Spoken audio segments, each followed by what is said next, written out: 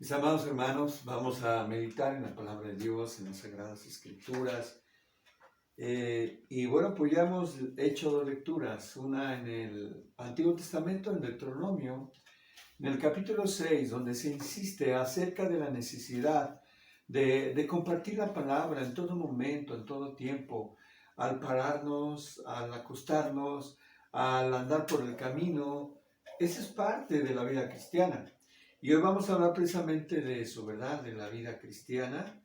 Este mensaje, pues, es la lectura en Deuteronomio 6, pero también tenemos una lectura en el Nuevo Testamento, y ahí está en 1 de Timoteo, en el capítulo 6, el último capítulo de 1 de Timoteo, y hemos leído del versículo 3 hasta el versículo 19, aunque podríamos haber leído hasta el 21, que también es parte, ¿verdad?, importante del mensaje.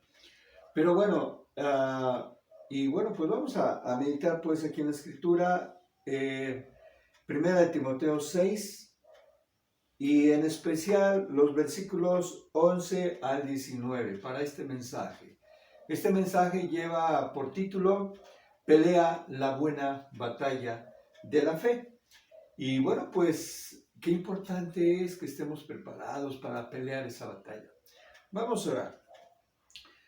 Señor y Dios nuestro, en esta hora, Padre, te rogamos que tú estés en medio de nosotros. Padre, bendice esta exposición de tu palabra, háblanos a través de ella, Señor, enséñanos lo que tú quieres para nuestras vidas, en lo espiritual, nuestra vida cristiana. Padre, gracias por esta oportunidad de meditar, de reflexionar en tu palabra, que sea de bendición para cada uno de nosotros. Te ruego en el precioso nombre de Jesús, nuestro Señor y Salvador. Amén.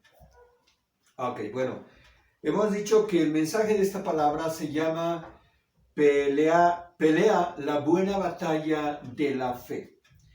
Y bueno, pues si estamos hablando de una batalla, ¿qué hay en una batalla? Pues por supuesto que soldados, ¿no?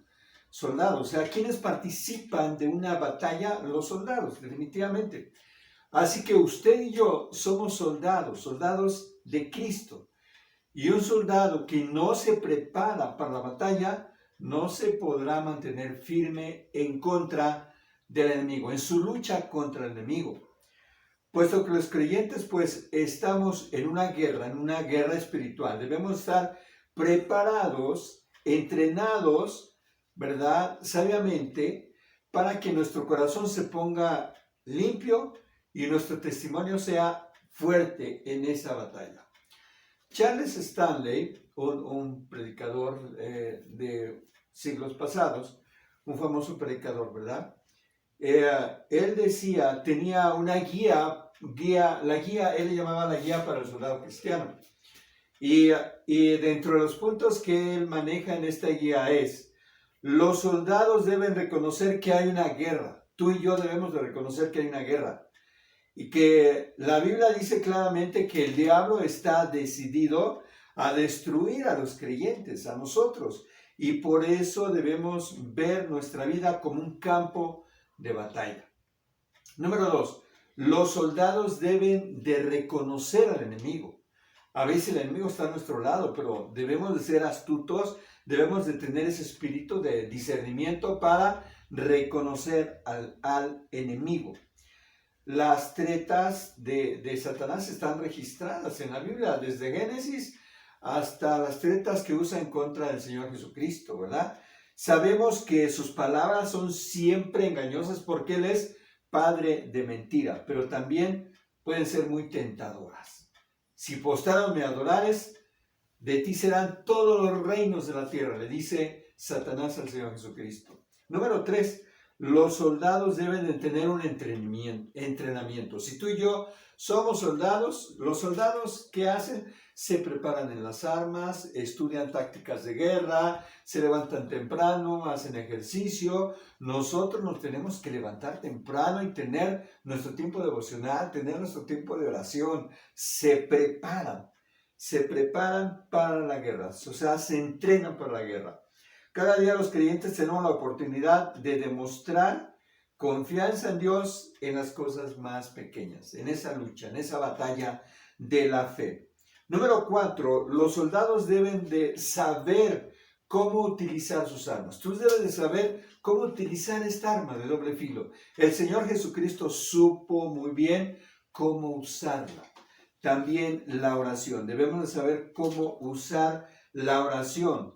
Mantenernos en contacto con el comandante en jefe de estos ejércitos de Dios. Así que un soldado preparado es un creyente cuya mente, cuyo corazón están llenos del Señor y llenos de su palabra. El soldado lleno del Espíritu tendrá victoria cuando los ataques de Satanás vengan. Batallar no es batalla, dice aquel canto, si no vienen las pruebas. Así que cada uno de nosotros está ya en el campo de batalla. Desde que aceptamos a nuestro Señor Jesucristo, estamos ya en ese campo de batalla. Por supuesto, hay una batalla que tenemos que librar solos, ¿verdad? En muchas ocasiones, pero hay batallas en las que tenemos que librarlo como comunidad, tenemos que librarlo como iglesia. Pablo encomienda, pues, aquí en el capítulo 6, dice el versículo 11, mas tú, oh hombre de Dios, huye de estas cosas. Ahorita hablamos de qué cosas se menciona, a qué cosas está refiriendo. Y sigue la justicia, la piedad, la fe, el amor, la paciencia, la mansedumbre. Sigue estas cosas. Y el versículo 12 dice, de donde yo tomo el título para este mensaje, pelea la buena batalla de la fe. Pelea, estás en una lucha, estás en una lid, en donde recibiste un entrenamiento. Entonces, echa mano de la vida eterna. Ya Efesios, capítulo 6, también nos habla, ¿verdad?, de la armadura del cristiano. Preciosa armadura, la palabra de Dios, la oración, la salvación, todo eso. Ya hay ahí una coraza de justicia de la que habla también. Entonces, pelea la buena batalla de la fe. Y entonces, hay diferentes acciones que nosotros podemos tomar en la batalla. De primera instancia, desertar y decir, no, yo no quiero entrar en una guerra espiritual. Yo no quiero, porque dice Efesios, ¿verdad?, que tenemos lucha contra sangre. No tenemos lucha contra sangre ni carne, sino contra espíritus y potestades de las tinieblas. Y hay gente que en principio puede, número 1, desertar. Pero número 2, enfrentar la lucha. Número 2, ir al frente con toda decisión. Así que Pablo ha puesto a Timoteo al frente en Éfeso de un trabajo bastante peligroso. Había muchas cosas en contra. Ya la Escritura nos habla en Apocalipsis capítulo 2 de las luchas en contra de los Nicolaitas, que eran unos personajes pues nefastos que lo que buscaban era pues pervertir la espiritualidad del creyente, ¿verdad? Ahí en la carta de Éfeso, en el capítulo 2 de Apocalipsis, dice, tienes ahí a los Nicolaitas. Los Nicolaitas, bueno, son los seguidores de Nicolás, pero ese seguidor de Nicolás, pues era muy libertino, ¿no? Entonces, así invitaban los que lo seguían a vivir la vida cristiana. También, por supuesto, que usted sabe muy bien que en ese lugar de Éfeso había un templo muy especial en el que pues, la gente adoraba a una diosa, la diosa Artemisa, o también le llamaban los romanos Diana de los Efesios, es el nombre que le dieron los griegos. Entonces, hay una adoración muy clara contra la que se lucha ahí también, ¿verdad? Porque hay mucha gente, muchos adoradores, mucha gente que vive de eso. Había artesanos que hacían templecitos de Diana, un templo muy espléndido, era una de las 7 maravillas del mundo. Entonces, aquí es pues la lucha que está ocurriendo, que está pasando hacia el interior de la iglesia de Éfeso. Entonces, la naturaleza fundamental del cristiano es pues participar de esa batalla. Seríamos cobardes si huyéramos. Así que en esta batalla cada uno de nosotros debemos de permanecer en la fe. Por eso dice ahí, pelea la buena batalla de la fe. Ya evitando también, por supuesto, esto tiene mucho que ver con las falsas doctrinas, ¿verdad? Evitando las falsas doctrinas, evitar el engaño, evitar las fantasías, evitar las fábulas o las verdades a medias. No nos dejemos engañar por el mundo, porque el mundo trae mucha filosofía, trae muchas cosas hacia adentro de la iglesia, o si nosotros tenemos que salir al mundo, porque no podemos tampoco estar en una esfera en la que estamos apartados como los ermitaños. No, tenemos que ir a trabajar, tenemos que ir a la escuela, tenemos que desenvolvernos en esta sociedad. Entonces ahí es donde llegan todas estas teologías, todas estas filosofías, ¿verdad? Jesús peleó la buena batalla, se enfrentó a las mentiras de los líderes de su tiempo, les dijo sus verdades en su propia cara. Él no se cayó. Les dijo sepulcros blanqueados, ¿verdad? Los trata así. Así que él estuvo en el centro mismo de la vida de su comunidad, en donde él vivía, en Judea, en Samaria, en Galilea, en Nazaret. Estuvo ahí. Estuvo en las plazas, estuvo en los mercados, estuvo en las ciudades, estuvo en los pueblos, bajo las presiones y los peligros de la vida diaria. O sea, él no se amilanó nunca. Incluso sus discípulos le decían, no vayas a Jerusalén, te están buscando para matarte. Pero él hizo la obra, el ministerio que tenía sobre sus hombros. Así que Pablo y los apóstoles también igualmente no huyeron, se enfrentaron a hombres poderosos de su tiempo. Vemos Pablo enfrentándose aún al César. Él apela al César, y de hecho, pues hay unas historias hermosas ahí en el libro de los Hechos acerca de esto, ¿verdad? Y bueno, Pablo demostró su confianza en Timoteo al encomendarle el pastorado en Éfeso. Dejó a Timoteo al cuidado de esa iglesia tan difícil, tan problemática, con el propósito de que velara por la sana doctrina. Y porque la iglesia estaba preparando sus oídos para fábulas. Dice aquí, por ejemplo, en el capítulo 1, el versículo 3, dice, te rogué que te quedaras en Éfeso, te rogué, ¿verdad? Para que mandases a algunos que no enseñen falsa doctrina.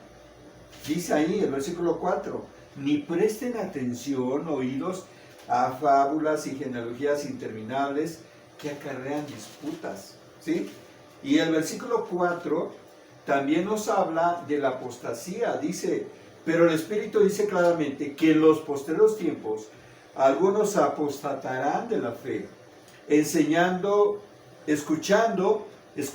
a espíritus engañadores y a doctrinas de demonios, por la hipocresía de mentirosos que, teniendo cauterizada la conciencia, prohibirán casarse, mandarán abstenerse de alimentos que Dios creó, porque todo lo que Dios creó es bueno, y nada hay de desecharse si se toma con acción de gracias, porque por la palabra de Dios y por la oración es santificado. Todo esto sirva como introducción a este mensaje. Y bueno, vayamos pues a los puntos de esta palabra en el capítulo 6, versículo 11. Lo primero que le dice ahí, entre el versículo 11 y 12, dice, permanece firme en la fe. No dudes, permanece firme en la fe. Número 1. Segundo, lleva una vida intachable. Efesios 6, 1 Timoteo 6, del 13 al 16. Y tercero, ministra con fidelidad. Los versículos finales, del 17 al 21. Estamos en 1 Timoteo, capítulo 6, 17 al 21. Entonces, el primer aspecto, permanece firme en la fe. Es lo que le dice en estos versículos 11 y 12. Y cuando en el 6, 11 le dice, mas tú, hombre de Dios, huye de estas cosas, se está refiriendo a las mencionadas en los versículos anteriores de este mismo capítulo 6. Y está hablando, por ejemplo, si alguno enseña otra cosa, Huye de esas personas que están enseñando otra cosa. Dice, y no se conforma a las sanas palabras de nuestro Señor Jesucristo y a la doctrina que es conforme a la piedad. Está envenecido, nada sabe. El versículo 4. Y delira acerca de cuestiones y contiendas de palabras, de las cuales nacen envidias, pleitos, blasfemias, malas sospechas. Hacia adentro de la iglesia, estamos hablando. Versículo 5. Disputas necias de hombres corruptos, de entendimiento, privados de la verdad. Entonces Pablo le está diciendo, tú, hombre de Dios, huye de estas cosas. Huye de estas cosas. Es lo primero que le está diciendo. Se está refiriendo a lo que se menciona aquí hasta el versículo 10. Entonces, para permanecer firme en la fe es necesario no enseñar otra cosa que lo que la palabra de Dios dice.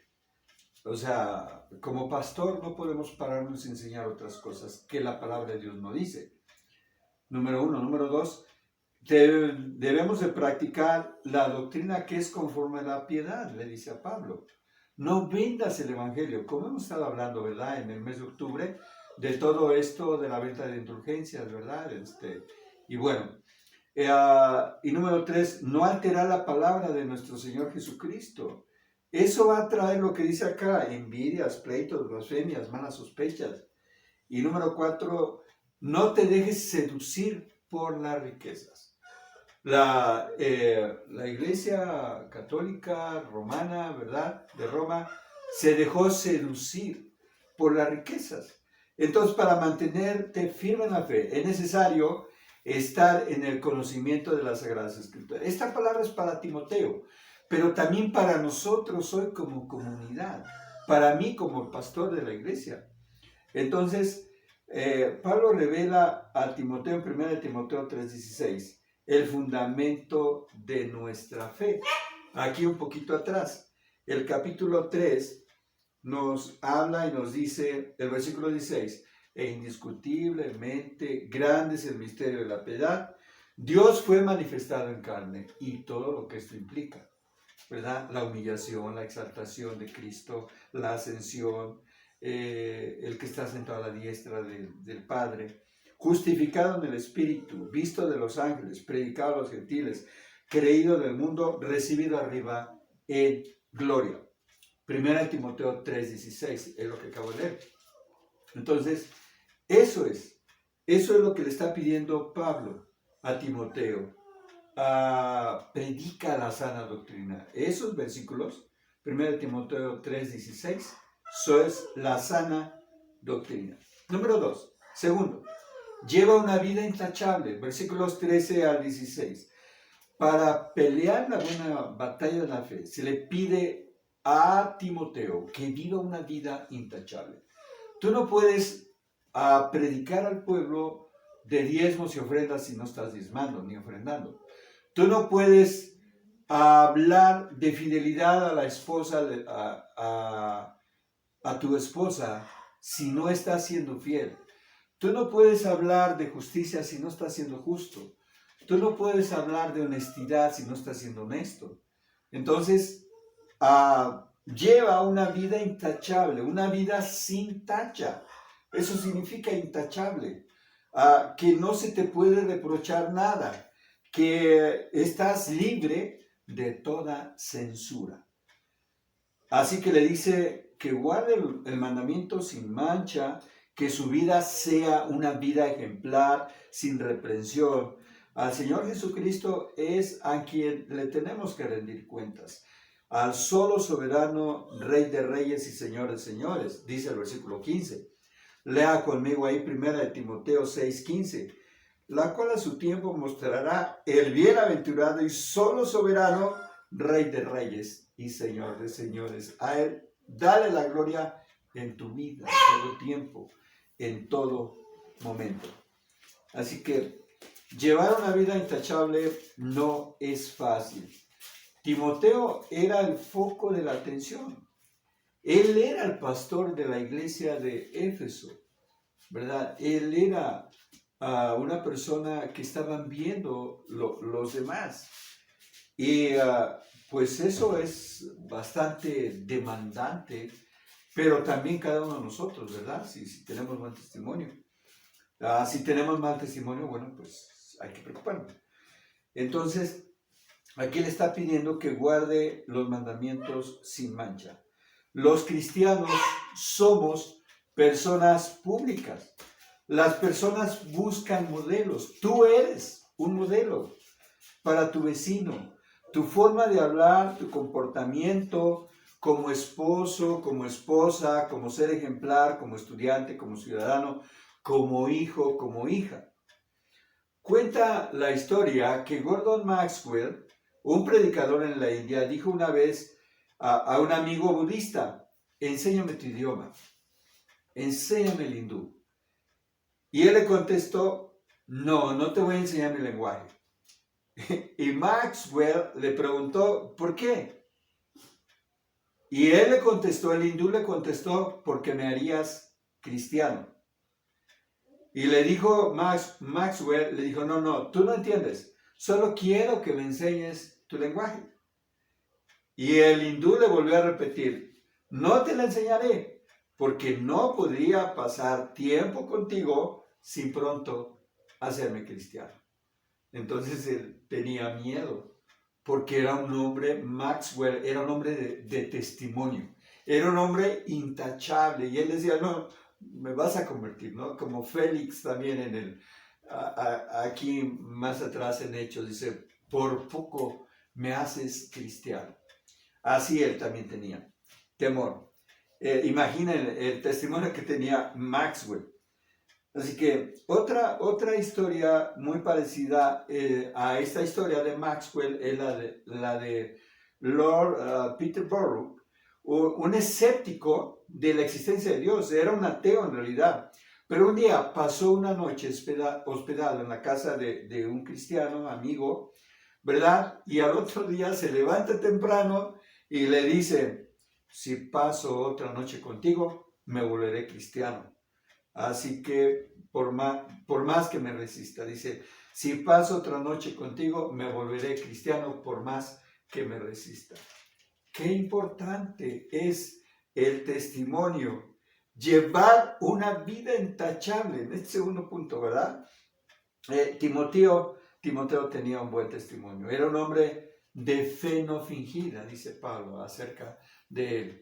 La fe que habitó en tu abuela y que habitó en tu madre también. Así que tenía muy buen testimonio Timoteo. Por eso lo deja ahí. Se calcula que tenía más o menos unos 25 años cuando él pastorea la iglesia de Éfeso. Tercero y último, ya voy a terminar. Administrar con fidelidad.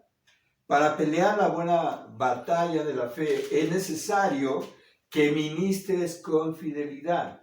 Ministrar de esta forma implica amar a la grey, amar a la comunidad, exhortarla, consolarla, edificarla, alimentarla, conciliarla, reconciliar también a los hermanos cuando están en pleito. Éfeso, hay otro aspecto que también aquí se menciona. Éfeso era una ciudad muy próspera. Y bueno, pues hay hombres ricos con seguridad, ¿verdad?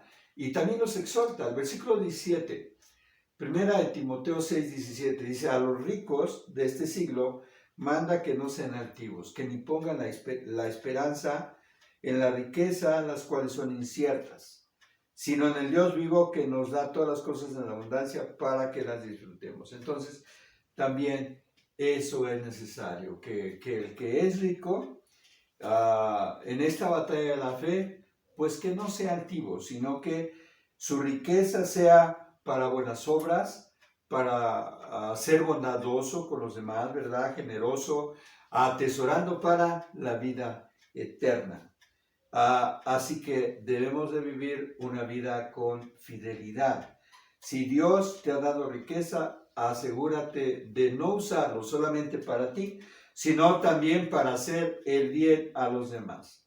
Tienes que ser rico en buenas obras, ser generoso y dispuesto a compartir. No le tengas tu mano. No le digas a tu hermano cuando tiene frío algo, pues anda y pues cúbrete, tápate.